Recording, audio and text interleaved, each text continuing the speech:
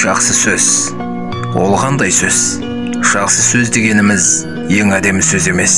Жақсы сөз дегеніміз ұйқасы мен буынағы, буыны мен ырғағы тең келетін сылдыр сөз де емес. Жақсы сөз адамның екі дүниесіне де пайда келтіретін сөз. Жақсы сөзге өзгелердің көңілін көтеру үшін айтылатын есі сөз.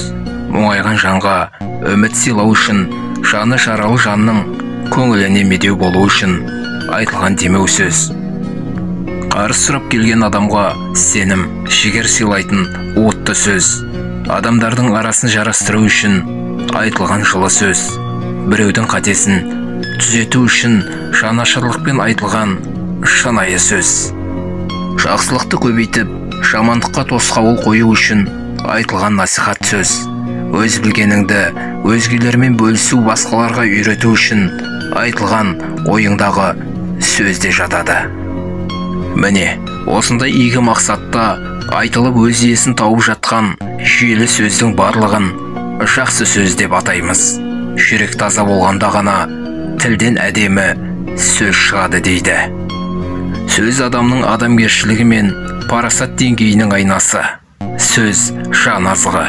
Ендеше тіліміз осындай жақсы сөздерді айтудан қорғамасын деп тілейміз. Баяғыда бір қарт ескі досымен шай ішіп отырып, бөлме ішіне мұқият зер салып, қоңыр түсті заттарды есіңде сақта дейді. Бөлме ішінде қоңыр түсті заттар өте көп еді. Бірақ досы бұл тапсырманы еш қиындықсыз орындайды. Сонда қарт оған енді көзіңді жұмып, көк түсті заттарды атап шық дейді. Досы сасып қалып, мен тек қоңыр түсті заттарға мән бердім, көк түсті еш нәрсе байқамадым дейді. Қарт енді көзіңді ашып, айналаңдағы көк түсті заттарға қара.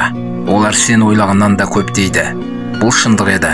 Досы қатты таңырқаған сәтте қарт сөзін жалғап, бөлмеден қоңыр түсті заттарды, өмірден тек жамандықты іздей беретін болсаң, оларды міндетті түрде табасың.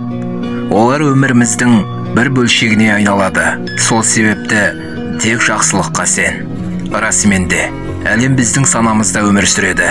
Мәселе қиындықта емес, сол қиындықты қалай қабылдайтындығымызда. Жақсы ойла, ол әдетің айналады. Ал әдетің мінезіңе. Мінезің болса, ол сенің өмірің деп бекерге айтылмаса керек. Аман болайық. Тек қана жақсы нәрселер ойлайық ағайын.